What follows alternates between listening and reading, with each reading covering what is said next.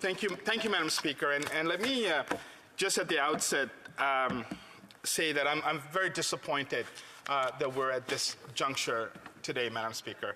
Bill C-5 is a very important piece of legislation, and I can kind of walk through my perspectives on this. And I just want to confirm that I will be splitting time with the member for Whitby, Madam Speaker. So when Bill C-5 was introduced back in December, we heard from a number of different organizations, a number of different people who've been directly impacted by systemic racism. And I realized that not everybody in this House understands, and not every party in this House recognizes what systemic racism is, but in fact, it is a lived reality for many Canadians.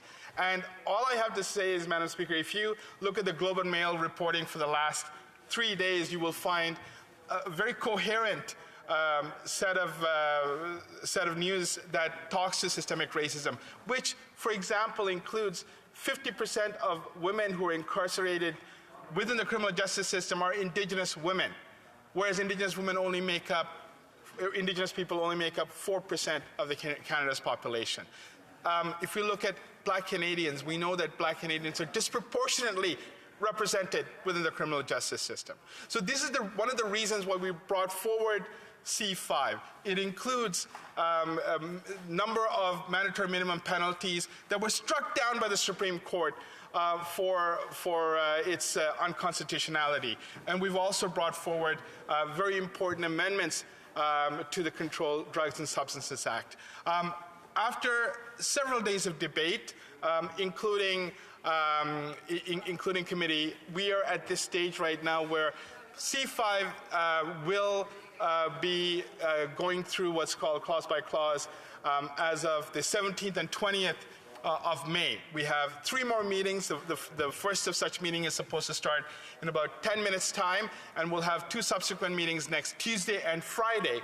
And as of 2 days ago, all the parties represented, the Liberal Party, the NDP, the Bloc, as well as the Conservatives, agreed that we will have 2 more meetings as of this week to conclude the study on C-8.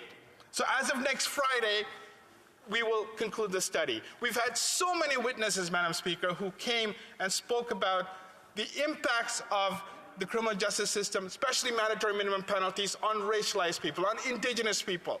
We've had the president of the Canadian Association of Black Lawyers who spoke about his personal experience, a very powerful testimony of how he felt he was impacted by the criminal justice system. So at this stage in the game, to have this bill split into 2 is completely unacceptable, Madam Speaker. It is not a routine motion on a Friday afternoon. This is one that warrants debate. This is one of those bills which are so fundamental, I think, to who we are as Canadians. If we do not, we may reject the notion of systemic racism. And, I respect that, because I'm not here to educate people on what systemic racism is. It's a lived experience for many people in this country. Our legacy of colonialism, what's happened with Indigenous people in Canada, what's happened with many racialized people in Canada will speak to systemic racism. It is a lived experience. It's not up for debate. And I'm not here to educate. But the reality is that people came to committee. They shared their lived experiences. They showed us and they demonstrated why this has had a harmful impact on particular groups of people. And that is why it is so disingenuous of the Conservative Party to bring this forward today, Madam Speaker. This is after we had consensus. We were very particular not to have a vote on this because this bill is so important, so fundamental. We didn't even vote on it, and we compromised. In fact, they wanted 8 meetings, we wanted 6. We compromised and we said 7 in the interest of getting consensus. And that's how we're here today. After today, we have 2 more meetings to conclude the study. We have very important witnesses that are going to speak about the bill in its totality. If you split the bill, Madam Speaker, we will essentially lose what we're trying to achieve here. This is not a bill, this is not a frivolous PMB, this is not a frivolous issue for us to dispose of on a Friday afternoon without any debate. And for us to be here at this juncture on a Friday is completely disappointing. And I realize we do have a Budget Implementation Act, and I spoke on it just before we broke about an hour ago for question period, and I in fact have several minutes from there to speak about C-19.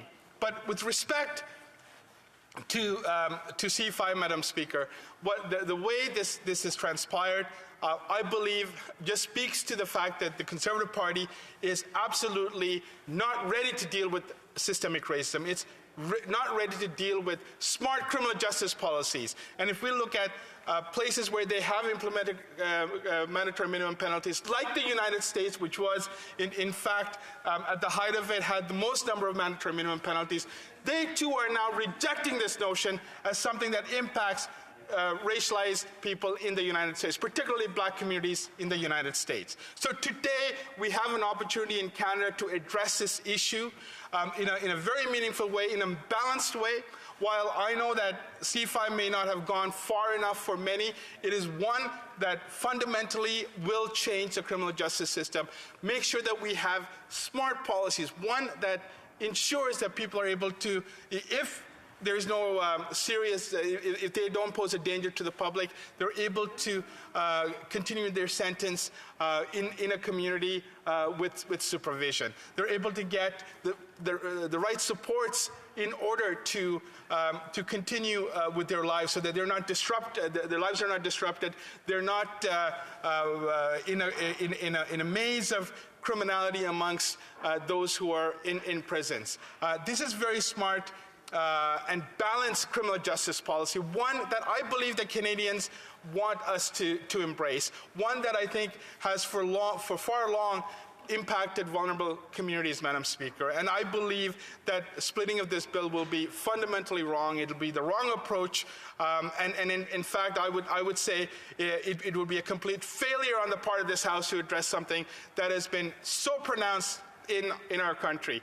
And all we have to do is look at the annualized reports from the Office of the Correctional Investigator, who painstakingly, year after year after year, demonstrates that the numbers of those who are in penitentiaries in Canada are increasingly young black men, Indigenous men, and particularly Indigenous women, who, as of last December, surpassed 50% of the prison population, Madam Speaker. So what I ask you today, and I ask the House, is that we continue on pursuing Bill C-5 in its entirety as one bill, and we continue to have our witnesses who have been very thoughtful. While I may not agree with all of them, I think they've been very thoughtful in the way they've presented this, and we look forward to ensuring that the matter comes back to the House.